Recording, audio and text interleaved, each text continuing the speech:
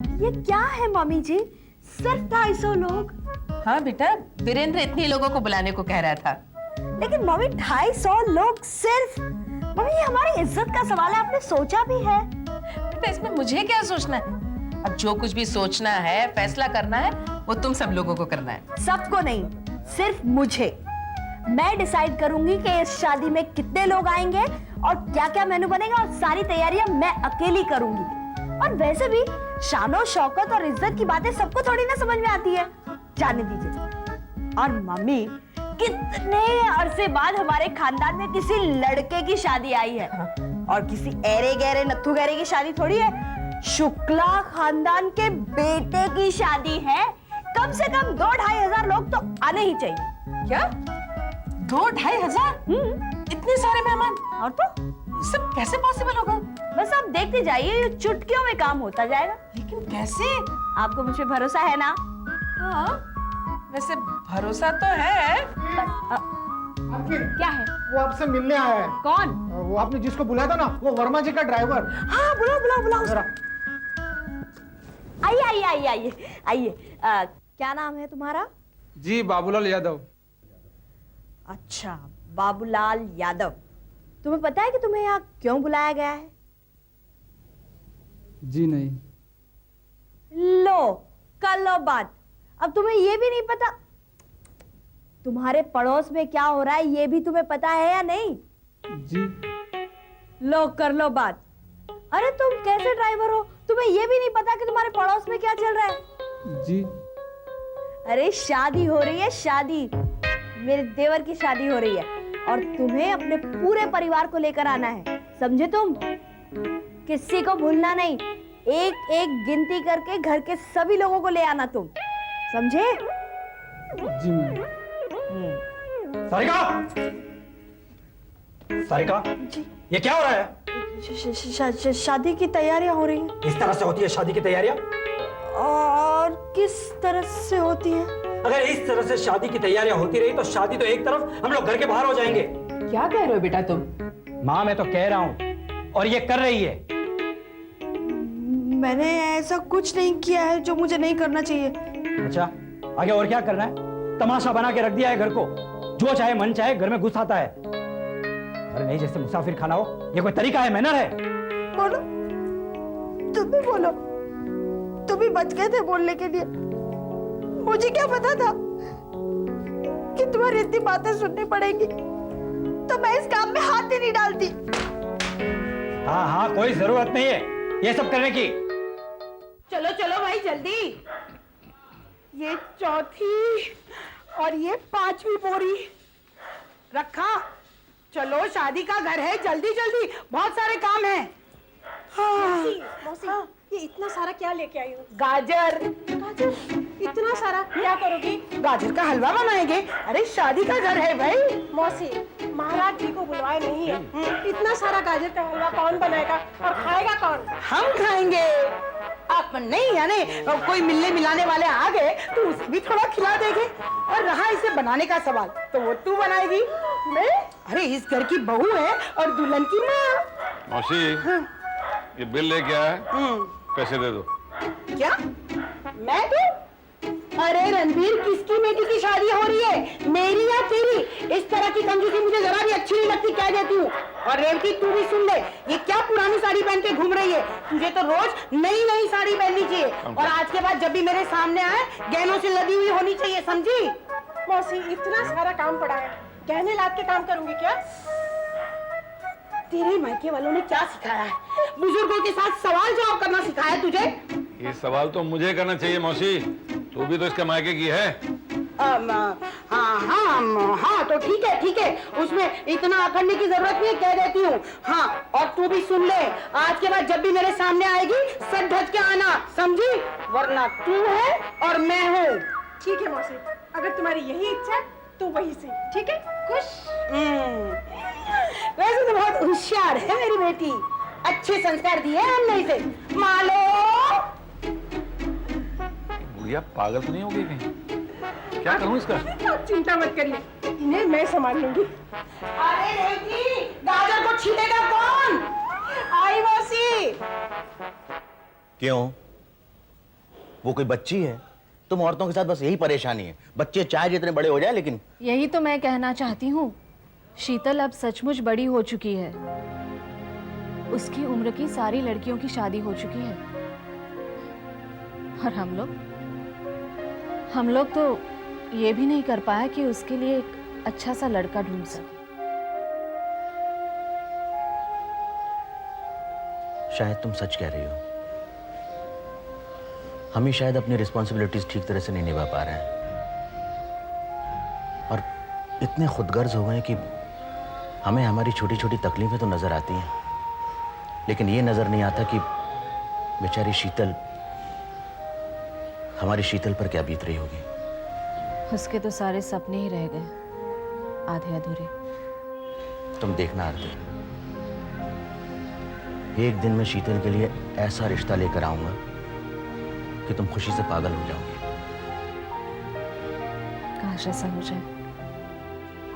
बिल्कुल होगा, और वो दिन भी जल्दी आएगा जब हम अपनी शीतल के सपने पूरे कर पाएंगे।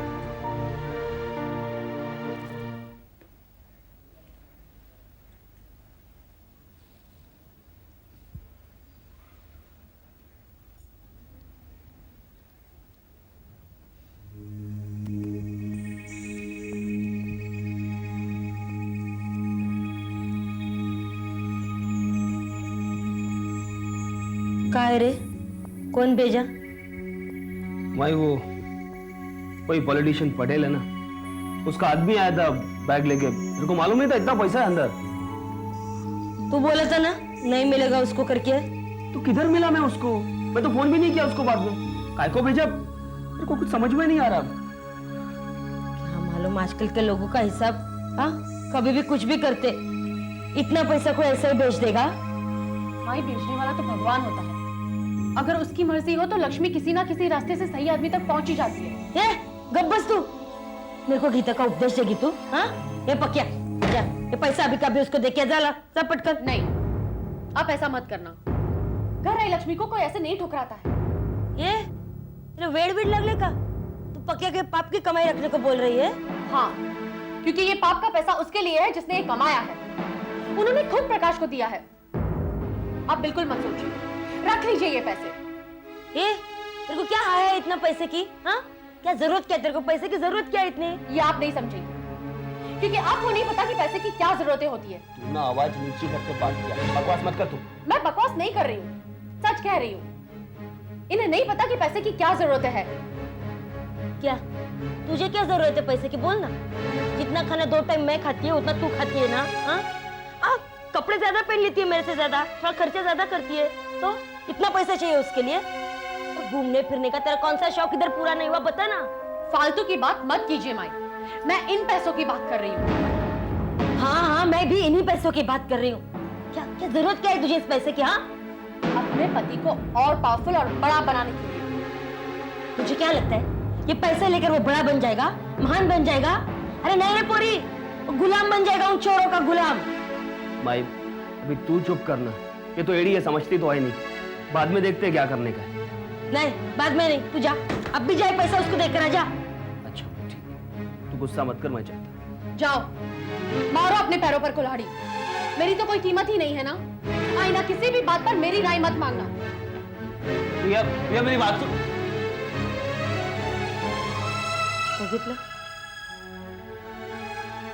हराम का पैसा घर में आता है ना, देखा क्या हुआ? झगड़ा शुरू हो गया कि प्रिया कशी वरतते बघ। भाई छोटी है ना अभी उम्र में, समझती नहीं है वो। देख तू तो बड़ी है ना, मैं कुछ करता है इस पैसे का, तू चिंता मत कर, मैं सब ठीक कर देगा। बघ, तेरे को जो ठीक लगे वो कर, लेकिन एक बात याद रखो, पैसा सब कुछ नहीं होता। हाँ?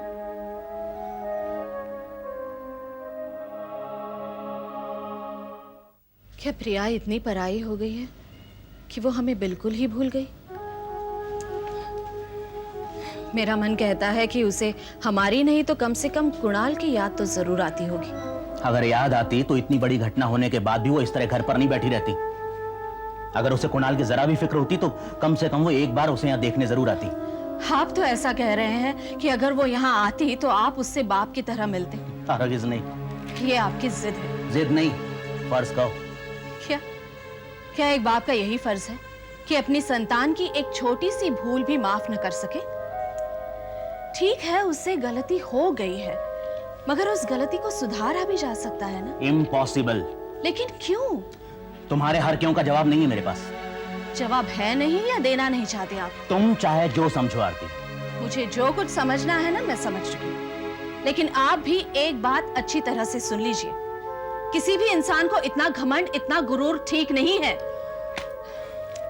आप अगर ये सोचते हैं ना कि आपके इस सोच से, इस रवैये से, प्रिया को दुख देने से आप खुश हो जाएंगे, तो ये बात बिल्कुल गलत है। कोई भी बाप अपनी बेटी को दुखी देखकर सुखी नहीं हो सकता। आरती,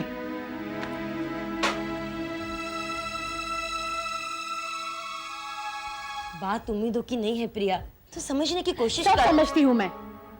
पैसे के मामले को लेकर आपने पर्सनली मुझे निशाना बनाया है। मुझे मालूम था तू मेरे बारे में ऐसा गलत सोचेगी।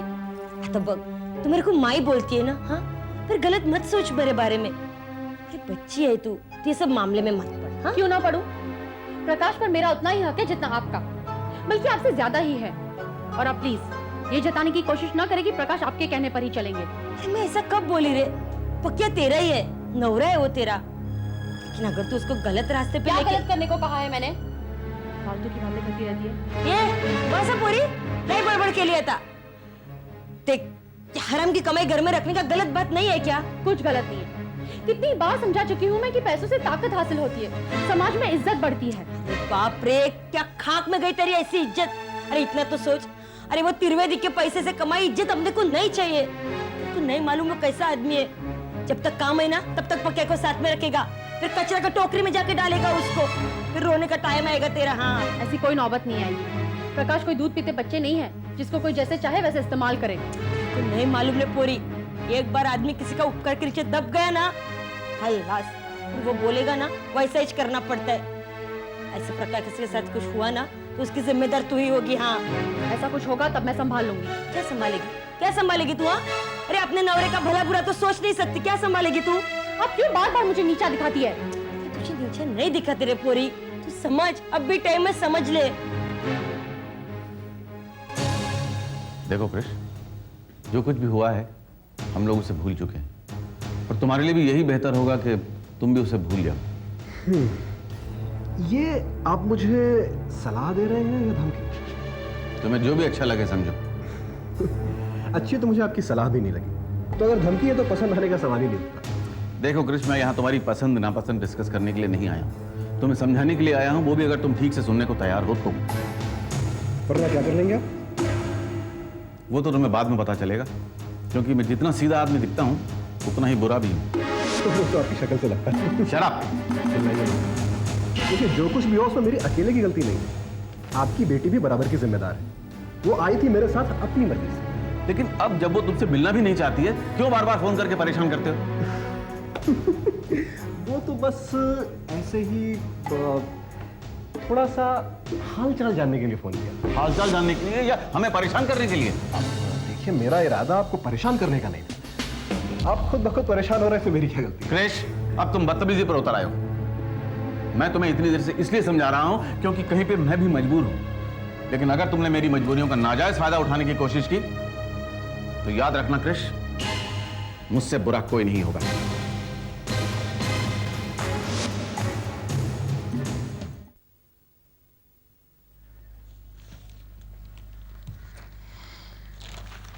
पहले चाय। क्या बात है, आज हमारी बेटी बड़ी खुश नजर आ रही है। हाँ बाबा, आज मैं बहुत खुश हूँ। ये चाय भी तूने बनाई है? हाँ। तभी तो इतनी मीठी है। शक्कर ज्यादा है? प्यार। बाबा, आज पहली बार मुझे रियलाइज हुआ है कि बीती बातों को सोचते बैठने से कोई फायदा नहीं, क्योंकि जिंदगी तो चलती रहती है। जिंदगी में बहुत सारी खुशियां हैं। और सच कहूं बाबा, आज मुझे मेरी शादी के टूट जाने का भी कोई गम नहीं है, और ये सब आपकी वजह से, आपके आशीर्वाद की वजह से। नहीं बेटा, ये सब मेरे आशीर्वाद की वजह से नहीं, तेरी लगन और तेरी मेहनत की वजह से। आपको पता है बाबा, बसंत केटरर्स के साथ डील फाइनल हो गया। अब हम इकट्ठे ही ऑर्डर्स लेंगे, और अब बहुत जल्द हमारा एक रेस्टोरेंट भी होगा। बिल्कुल होगा, बहुत जल्द। लेकिन बेटा, कुणाल की तबीयत ठीक हो जाए तो। मोना का फोन आया था, कुणाल के बारे में पूछ रही थी। नहीं बेटा, उसे कुछ मत बताना, वरना उसकी पढ़ाई डिस्टर्ब हो जाएगी।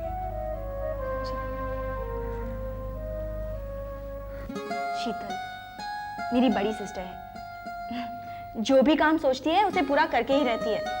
अपने डिसीजंस की बड़ी पक्की है वो, और छोटी मोटी परेशानियां तो उसके लिए कुछ है ही नहीं। She is really great, she is my role model. और कौन कौन है तुम्हारे परिवार में? और माँ, बाबूजी, मेरा छोटा भाई कुणाल, और एक बहन है जिसकी शादी हो गई है, प्रिया। और तुम्हारे परिवार में कौन कौन है? हम 3 बहनें हैं, मुझे भाई नहीं है। तुम सबसे छोटी हो? नहीं, सबसे बड़ी। तभी तो हमारे बीच में इतनी पटती है। मोना, तूने अच्छा नहीं किया। क्या अच्छा नहीं किया? अरे तूने तानिया से पंगा ले लिया, तू जानती है ना उसे। मैं जानती हूँ, लेकिन वो लोग जूही के साथ भी वही करना चाहते थे जो उन्होंने हमारे साथ किया। वो मैं नहीं जानती, लेकिन तानिया तुझे छोड़ेगी नहीं। She is gonna give you a very hard lesson. क्या? हाँ, अब यही तो पता नहीं कि होली के दिन वो लोग सब क्या करने वाले हैं।